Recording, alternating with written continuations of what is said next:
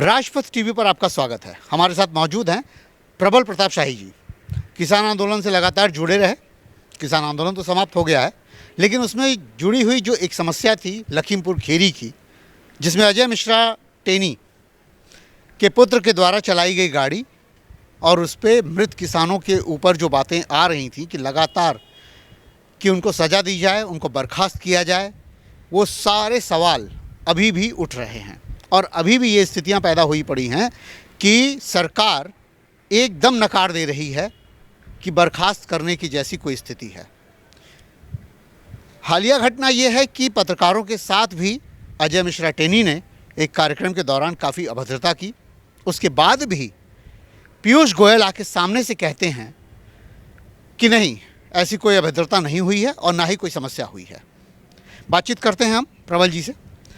प्रबल जी, सबसे पहले तो यही कि टेनी का जो व्यवहार है उसको देखते हुए जो बर्खास्तगी की मांग है, हर आदमी समझ रहा है कि जायज़ है, सरकार कर नहीं रही है, ऐसा क्यों? सरकार का अहंकार है, ये सबसे बड़ी चीज़ ये है। और गनीमत मानिए कि टेनी जी जो है वो थार जीप में नहीं थे, नहीं तो जो रमन कश्यप के साथ हुआ वो उस चैनल के पत्रकारों के साथ भी हो सकता था। जब रमन कश्यप के साथ जो पत्रकार और किसान, रमन कश्यप जो पत्रकार थे और बाकी जो किसानों के ऊपर गाड़ियाँ चढ़ाई थी, मुझे लगता है कि उस समय जो मेन स्ट्रीम मीडिया थी, अगर टेनी के बचाव में नहीं उतना आती, अगर इसी तरह का रुख उस समय भी किया होता तो टेनी का इस्तीफ़ा उसी समय या बर्खास्तगी उसी समय हो गई होती। आज जो चैनल्स कर रहे हैं, चलिए देर आए दुरुस्त आए, लेकिन अजय मिश्रा टेनी अब भस्मासुर साबित हो रहे हैं। भस्मासुर वो मीडिया के लिए भी हो गए हैं और वो भस्मासुर अपनी सरकार के लिए भी हैं। ये एक नई परंपरा है इस सरकार की, जो ये सोचती है कि पहले वो मना करती है और ये देखती है कि आपका दबाव कितना है। किसान आंदोलन का दबाव तो है ही है सरकार के ऊपर कि अजय मिश्रा टेनी की बर्खास्तगी होनी चाहिए, क्योंकि उनके बेटे आशीष मिश्रा पे जो SIT की जो रिपोर्ट आई है उसमें उन पे हत्या के और साजिश की रिपोर्ट्स लगा दिए, धाराएं बढ़ा दी गई हैं। उसी तरह मीडिया को भी दबाव में नहीं आना चाहिए और मीडिया को खुलेआम अब उतर कर इनके खिलाफ मुहिम चलाना चाहिए, जो मुहिम अभी तक नहीं चल पाई है। मुहिम चलाना तभी इनकी बर्खास्तगी हो पाई। गृह राज्य मंत्री से इस तरह का व्यवहार निश्चित रूप से सर्वथा अनुचित माना जाएगा, मानते भी हैं लोग। लेकिन सबसे बड़ी बात यह है कि केंद्र में बैठी जितनी भी मंत्रियों की पूरी लॉबी है या जो भी लोग हैं, उसमें पीयूष गोयल का भी नाम हम सबसे पहले इसलिए ले रहे हैं क्योंकि उन्होंने आगे बढ़कर के ये बात कही कि कानून अपना काम कर रहा है और बर्खास्तगी जैसी कोई बात नहीं है। तो मतलब मैं समझ नहीं पा रहा हूँ, या हम सब ये नहीं समझ पा रहे हैं कि सरकार काम कैसे कर रही है इस बात को लेकर के। देखिए, सबसे बड़ी चीज़ है कि इनके नज़रों में जनता की और किसानों की या पत्रकारों की क्या हैसियत है, ये पता दर्शाता है। पहले क्या होता है, आंखों की शर्म से लोकतंत्र चला करता है, लोक लाज लज्जा से कहते हैं लोकतंत्र चला करता है। इससे पता चलता है कि सरकार का लोकतंत्र में और जनतंत्र में कोई विश्वास नहीं है। मैं राजपथ टीवी पर खड़े होकर बोल रहा हूँ, इन्हें राजपथ पर विश्वास है, ये राज करना चाहते हैं। ये लोकतंत्र में इनका विश्वास नहीं है। इनका तंत्र जो है लोक पर भारी होना चाहता है और वो हो नहीं सकता। किसान एक खबर और आई थी अभी साउथ से कि एक कांग्रेस के लीडर जो है सदन में बैठ करके ये बोल रहे हैं, 16 दिसंबर की बात है, निर्भया कांड हम सब जानते हैं, बड़ा विभत्स रहा था और काफ़ी दर्द दे गया था। और ये 2012 की जो घटना थी, उस समय सरकार की चूल्हे हिला दी और उसका नतीजा ये निकला कि कांग्रेस बेदखल कर दी गई। क्या ये बात जहन में आती है सरकारों की कि ऐसी स्थितियों में अगर वास्तव में जन आंदोलन खड़ा हो जाए, उठ खड़ा हो, तो सरकार गिरने की संभावना बन जाती है, स्थितियाँ पैदा हो जाती हैं? उसका डर नहीं आता, उसका भय नहीं आता? भय तो है। अगर भय नहीं होता तो आपको याद होगा कि जब दामनी वाला केस हुआ था, निर्भया का केस हुआ था, तो सरकार को कानून बनाना पड़ा था। एक स्ट्रॉन्ग कानून बनाया सरकार ने, और जो कांग्रेस के आप कह रहे हैं विधायक ने जो बयान दिया है वो स्वरूचित अनुचित है और उस पर कांग्रेस को कार्रवाई करनी चाहिए ऐसे विधायक के ऊपर तुरंत। हाँ, जो उन्होंने कहा था मैं उसको कह भी नहीं पाया। हाँ, वही कह रहा हूँ कि जो हमने सुना है उनके बयान को, उनके बयान पर तुरंत कड़ी कार्रवाई करनी चाहिए, स्पष्टीकरण उनसे मांगना चाहिए, उनके पास कड़ी कार्रवाई करनी चाहिए। लेकिन ये चीज़ है जो वर्तमान की सरकार है, अगर उसमें उस तरह का विधायक अगर कुछ कहता तो सरकार शायद उस पर एक लाइन की बात मुझे समझ में आ रही है कि जो गुंडा पक्ष है ना, मैं इसको बहुत हार्श वे में बोल रहा हूँ कि जो गुंडागर्दी है नेताओं की, जो पॉलिटिकल लीडर गुंडे टाइप के हैं, ये बड़ा स्पष्ट सा लाइन खींच रही है। ऐसा मैं नहीं कह रहा हूँ कि सिर्फ गृह राज्य मंत्री टेनी की बात कर रहा हूँ, पूरी फहरिस्त है। जी। अमरमणि त्रिपाठी से अगर शुरू करें, एक समय हरिशंकर तिवारी से बात करें, पूरी सीरीज़ है। वीरेंद्र शाही की बात करें, मैं राजा भैया से लेकर के धनंजय सिंह, तमाम लोगों की बात कर सकते हैं। अपने इधर की बात करें, चाहे कहीं की हाँ साहबुद्दीन की बात करें, किसी की भी बात करें, आप मुख्तार अंसारी की बात करें, नाम लीजिए और आपके सामने उनका जो चेहरा है वो इस कदर दिखता है कि भाई सरकारों को कोई फ़र्क ही नहीं पड़ता इस बात से। ये सबसे बड़ी विडंबना है हरकेश जी इस देश की, लोकतंत्र का, कि हमें ऐसे लोगों की ज़रूरत पड़ जाती है अपनी सरकारें चलाने और बनाने के लिए। मुझे लगता है कि काफ़ी ऐसे लोग थे, मुझे याद है कि 1977 के आसपास बहुत सारे ऐसे लोग थे जो दागदार होते थे, और 1980 के दौरान भी, तो उस समय चौधरी चरण सिंह होते थे या राजनारायण जी होते थे, या कांग्रेस में भी उस समय के जो लीडरान होते थे, ऐसे लोगों को प्रेशर नहीं देते थे, उनका टिकट काटने में ही ज़्यादा विश्वास किया जाता था। लेकिन 1989 के बाद, 91 के बाद जो दौर आया है, उसमें अपराधी तत्वों की ज़्यादा, उनको रॉबिन हुड का एक तो उनका वो चित्रण किया गया कि रॉबिन हुड हैं ये समाज के, और रॉबिन हुड के चित्रण के बाद उनको जनता की भी गलती है कि जनता को ऐसे लोगों को नहीं चुनना चाहिए, और पार्टियों को भी ऐसे लोगों को प्रेशर नहीं देना चाहिए। उसी का नतीजा आज है कि आज किसान आंदोलन को 1 साल लग गया कि यहाँ पर आंदोलन करते हुए मुझे कोई सांसद नहीं दिखा उस समय कि जब ये 3 काले कानून आ रहे थे उसको उखाड़ के उसको फाड़ देता। जो राजनीति प्रसाद ने एक बार लोकपाल पर बहस में उन्होंने जाके ड्राफ्ट कॉपी अपनी ही फाड़ी थी, जो भी कह सकते हैं, लेकिन कोई भी किसी के अंदर हिम्मत नहीं हुई, क्योंकि मैक्सिमम जो इस समय सांसद हैं या विधायक हैं वो या तो कॉर्पोरेट घरानों से के पेरोल पर हैं, चाहे इस साइड हो चाहे उस साइड हो, काफ़ी लोग हैं, और या तो वो अपराधी किस्म के हैं। और जनता भी क्या करती है, चुनाव में खुद लड़ा हूँ, तो जनता का भी मनोदशा ये है कि जब कोई चुनाव में आता है तो वो देखती है उसके काफिले में कितनी लंबी लंबी गाड़ियाँ हैं, कितना वो मुर्गा खिला सकता है, कितना वो दारू पिला सकता है, कितने वो पैसे दे सकता है। कॉरपोरेट वाली बात पर मुझे ये बात और ज़्यादा नज़दीक लग रही है कि ऐसा लग रहा है कि चुनाव में अगर कॉरपोरेट साथ ना हो और सरकारों की मजबूरियां भी होती जा रही हैं, कुछ ऐसा भी है क्या? देखिए, एक्चुअली क्या है कि अब पार्टियां जो हैं वो लोग 1-2 कॉर्पोरेट के साथ मिलकर चलाना चाहते हैं सरकारें। पहले क्या होता है कि चंदा लेके चलाते थे। और दूसरी चीज़ है कि ये जो एक पोल स्ट्रेटजिस्ट एक नाम की कुछ आए हैं शब्द, एक नाम है, वो पूरे हर पार्टियों में का समर्थन करते रहते हैं, कभी इसको कभी उसको। आजकल पार्टियां, मुझे उड़ती उड़ती खबरें आती हैं कि पार्टियां जो हैं 200-300 करोड़ से लेके 1600-1700 करोड़ रुपया उनको देती हैं, लेकिन वहीं जो कार्यकर्ता, राजनीतिक कार्यकर्ता जो धरती और ज़मीन पर काम करता है, उसको 1 रुपया देने के लिए पार्टी के पास नहीं रहता। वो चाहते ही वो बेचारा अपनी मजबूरी, अपनी गरीबी से उठकर वो जाकर अपना काम करता है।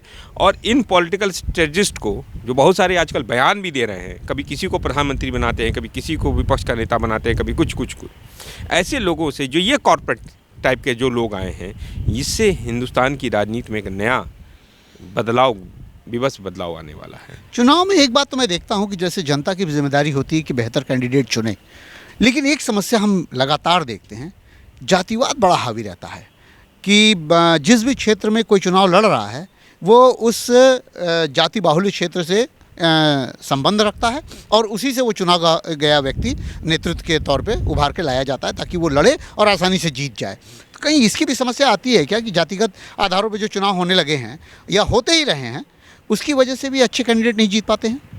जी हाँ, ये सब कारण है। 1991 के बाद से जब से लिबरलाइजेशन हिंदुस्तान के अंदर लागू हुआ है, या इंटरनेशनल मॉनेटरी फंड का दबाव हिंदुस्तान की राजनीति पे पड़ा है, तो उस कॉर्पोरेट को बड़ा फ़ायदा होता है इन सब चीज़ों से, जातिवादी राजनीति से के उभार से और धर्मवादी उभार से।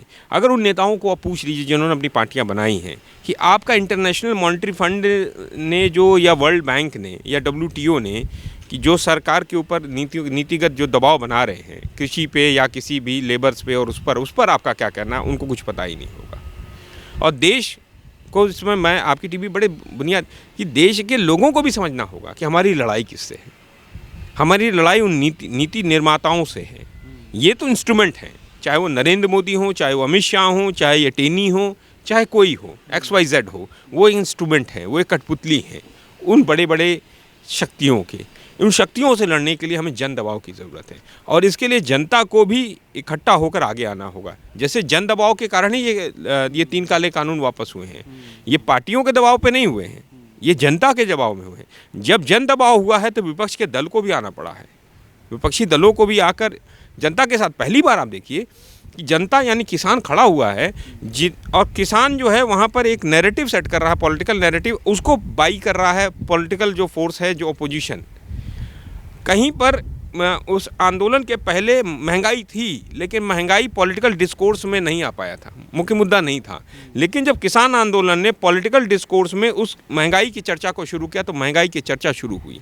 आज देखिए बैंकों का, आज जब हम बात कर रहे हैं 16 और 17 तारीख को 2 दिन बैंकों का प्राइवेटाइजेशन, नेशनलाइज बैंकों के प्राइवेटाइजेशन के खिलाफ पूरे देश भर के बैंक के एम्प्लॉयज़ आज खड़े हैं, आंदोलन कर रहे हैं।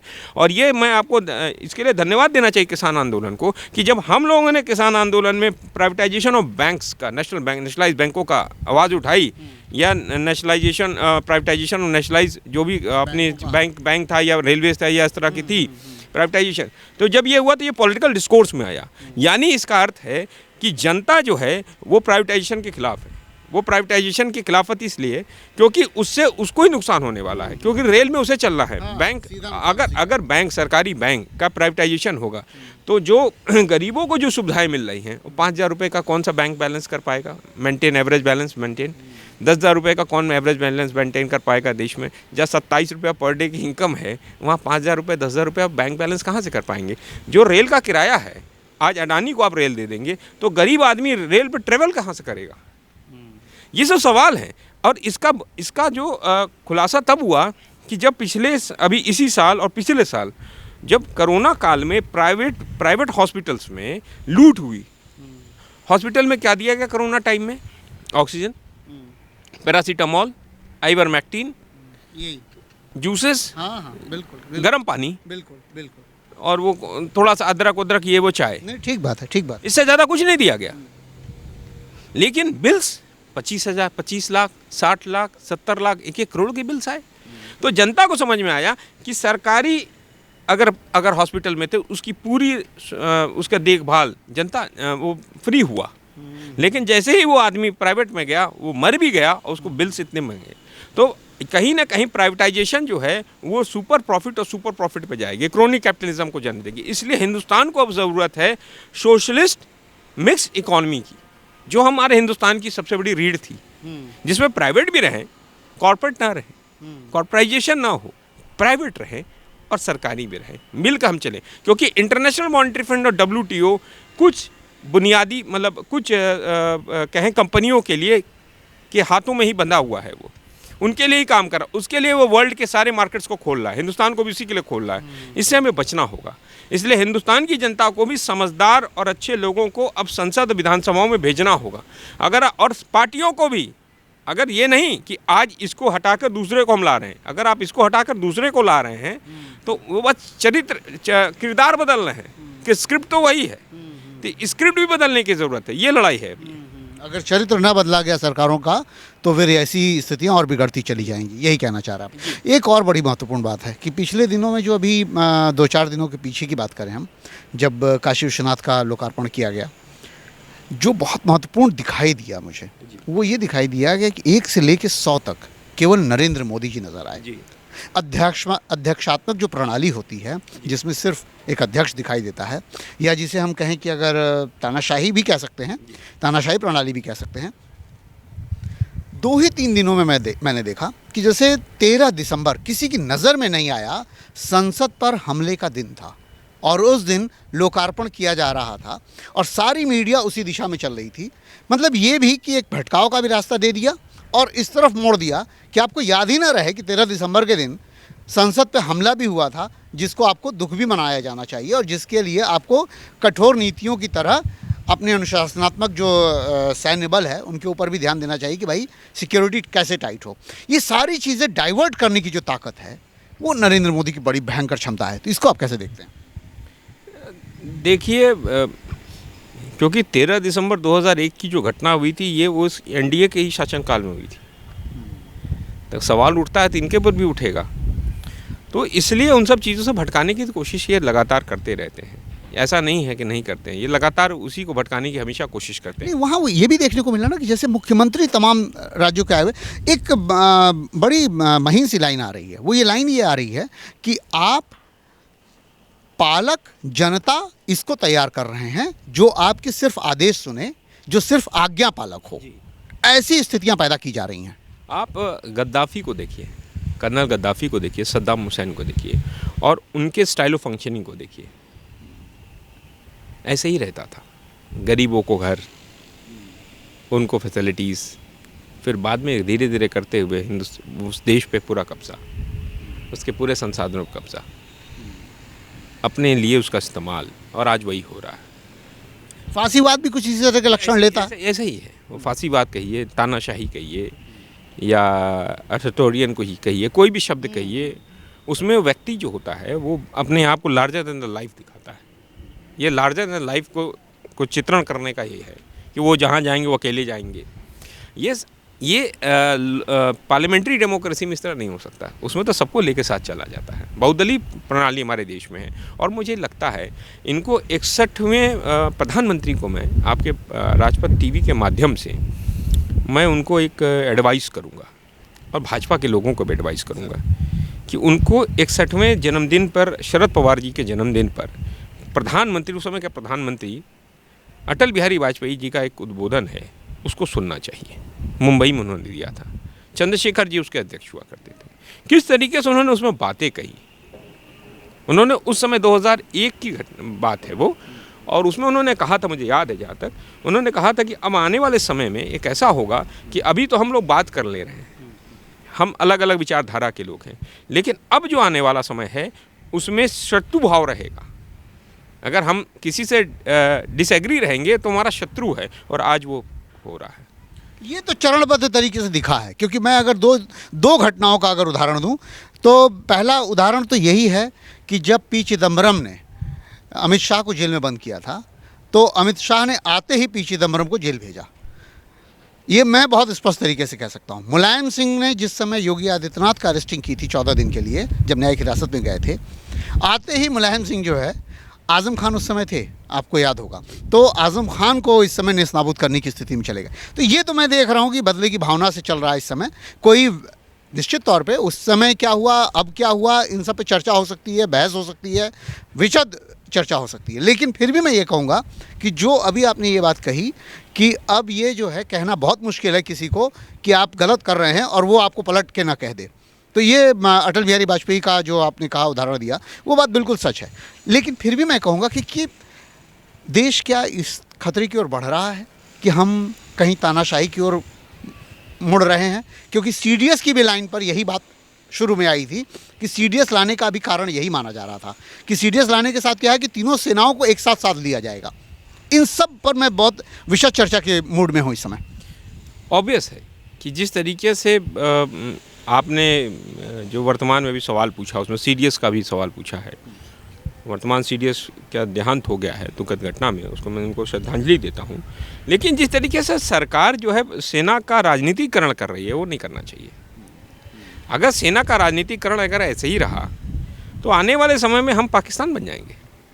हर वर्ग तो दो भागों बांट दिया गया है, सेना हो, किसान हो, सबको दो फाड़ कर दिया गया। हमारे देश का जो सेना थी, आप मुझे चित्र याद आता है 1971 का, 16 दिसंबर 1971 को जो विजय दिवस हम मना रहे हैं, और उस चित्र में देखिए, उसमें एक बहुत बड़े कॉलनिस्ट ने लिखा है कि वो चित्र है, उस चित्र में जनरल अरोड़ा है, लेफ्टिनेंट जनरल अरोड़ा है, वो सिख हैं, उसके पीछे एक खड़े जो ड्राफ्टिंग किया है वो यहूदी हमारे लेफ्टिनेंट जनरल ने किया है, और जो हमारे यहाँ जो फील्ड मार्शल जनरल थे मानिक शाह, वो एक पारसी थे। ये हमारे और जो वहाँ पे जो अधिकारी थे उसमें हिंदू थे, सिख थे, ईसाई थे, मुसलमान थे, जो पीछे ब्रिगेडियर्स और उस तरह के जो लेवल खड़े थे। ये हमारे सेकुलर फैब्रिक का, हमारे सोशल फैब्रिक का ये नमूना है। हमारा सेना, भारतीय सेना, वो रिप्रेजेंट करती है पूरे हिंदुस्तान की डाइवर्सिफिकेशन को। उसको तोड़ने की कोशिश इस वर्तमान रिजीम ने करने की कोशिश की। ये आरएसएस का एजेंडा है। जैसे मौलानाओं ने पाकिस्तान में ऐसे ही 1950 में शुरू किया था, लियाकत अली खां की हत्या भी ऐसे ही हुई थी। उसके शुरू होते होते होते होते अब, और पाकिस्तान में अब आर्मी ही सब कुछ है। लोकतंत्र वहाँ पे बस नगण्य है, एक तरीके से गौण है, कहने के लिए बस लोकतंत्र है, लेकिन सब कुछ तो आर्मी टेक ओवर करती है। इस खतरे से भी हमें करना चाहिए। लेकिन अभी तक जो हमारा सेना है, जो उसका कैरेक्टर है, वो सेकुलर है, इसलिए हम बचे हुए हैं। जिस दिन हमारे सेना का सेकुलर फैब्रिक को तोड़ने में ये कामयाब हो गए तो हमारे देश को कोई बचा नहीं सकता। हमारे देश के लोकतंत्र की गारंटी ही सेना है, हमारे देश की सेना है जो सेकुलर फैब्रिक के साथ है।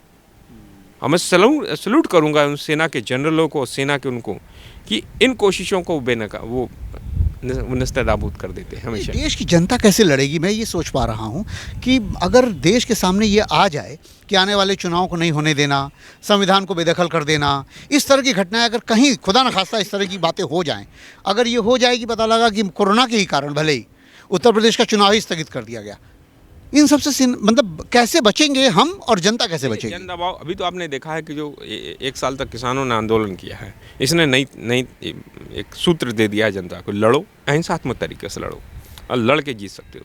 अभी मैं छोटा एग्जांपल दे रहा हूँ। उत्तर प्रदेश के अंदर टोल टैक्स के नाम पर लूट चल रही है, पूरी लूट चल रही है। अभी हम लखनऊ जा रहे थे, जाते ही हम जब वापस आ रहे थे, जाते वक्त भी कहा हमने, भाई हम टोल टैक्स नहीं देते, हमारी नीति है, हम व्यक्तिगत कार्य से नहीं जाते, जब हम किसानों के कार्य से जाएंगे हम टोल टैक्स नहीं दें, हमारी नीति है। हमने नहीं दिया यहाँ से लखनऊ तक।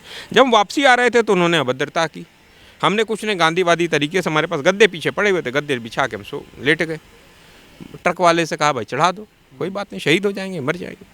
आधे घंटे 45 मिनट बाद उन्होंने हाथ जोड़ा और कहा कि आप लोग जाइए। मैंने कहा हम ऐसे नहीं जाएंगे। 10-15 मिनट तक जितने देर हम रहें, तो 10-15 मिनट जो गाड़ियाँ हैं सबको आज़ाद कराया हमने, सबको फ्री कराया।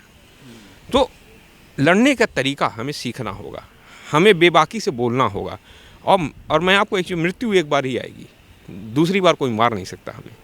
तो जितनी दिन ज़िंदगी बची है बेबाकी से जियो। और ऐसे लोगों को हराने के लिए एक ही तरीका है कि आप गांधीवादी तरीके से, लोकतांत्रिक तरीके से अपनी बातों को इस रिजीम के खिलाफ बोलते रहो। और 2022 का जो इलेक्शन है और 2024 का इलेक्शन है और उसके बीच के जो इलेक्शन है, बहुत ज़्यादा टर्निंग पॉइंट है। उसमें आपको मजबूती से वोट देने से पहले 2 बार जनता भी सोचे कि अगर गलत लोगों का चुनाव किया, कि आप बड़ी बड़ी लंबी गाड़ी वाले, बड़े बड़े पैसे वाले को अगर करोगे तो आने वाले समय में बहुत बड़ी भुखमरी, बहुत बड़ी बेरोजगारी और बहुत बड़ी अराजकता आपके सामने आ जाएगी। क्योंकि ये जो कॉर्पोरेट घराने, इंटरनेशनल कॉर्पोरेट घराने हैं, वो अफ्रीका में क्या करते हैं, एक तरफ सरकार को फ़ायदा पहुंचाते हैं, दूसरी तरफ उसके पोजीशन में एक रेबल ग्रुप को ला देते हैं, युद्ध लड़ाते रहते हैं, कभी तख्ता पलट कराते हैं, कभी सैन्य तख्ता पलट कराते हैं। उससे बचने के लिए हिंदुस्तान एक बहुत खूबसूरत मुल्क है, उसका लोकतंत्र बहुत खूबसूरत, उसका संविधान बहुत खूबसूरत है। और मैं हिंदुस्तान के वंचित समाज से भी अपील करूँगा, क्योंकि बाबा साहब अम्बेडकर ने उनको जो अधिकार दिए हैं, अगर आपको संविधान को बचाना है और अपने हकों को रखना है और आप सच्चे बाबा साहब अम्बेडकर के मानने वाले, जानने वाले वंचित समाज के लोग, तो इस रिजीम को, इस सरकार को अब आपको वोट देने से पहले 4 बार, 1000 बार सोचना होगा। देश के सामने चुनौती बहुत बड़ी है। चुनौती इस बात की कि आने वाले चुनाव होते रहें, लोकतंत्र बचा रहे। चुनौती इस बात की कि आपके अधिकार सुरक्षित रहें। ऐसी सरकारों को चुनिए, ऐसी जगहों को आप चिन्हित करिए कि जहां पर कम से कम उन चीज़ों को आप पा सकें। महत्वपूर्ण बात यह है कि किसी भी सरकार को चुनने में वो गलती ना होने पाए कि सरकार जो है आपके हाथ से देश छीन ले। राजपथ पर जुड़े रहिए। बाकी खबरों के लिए सबसे पहले भारत।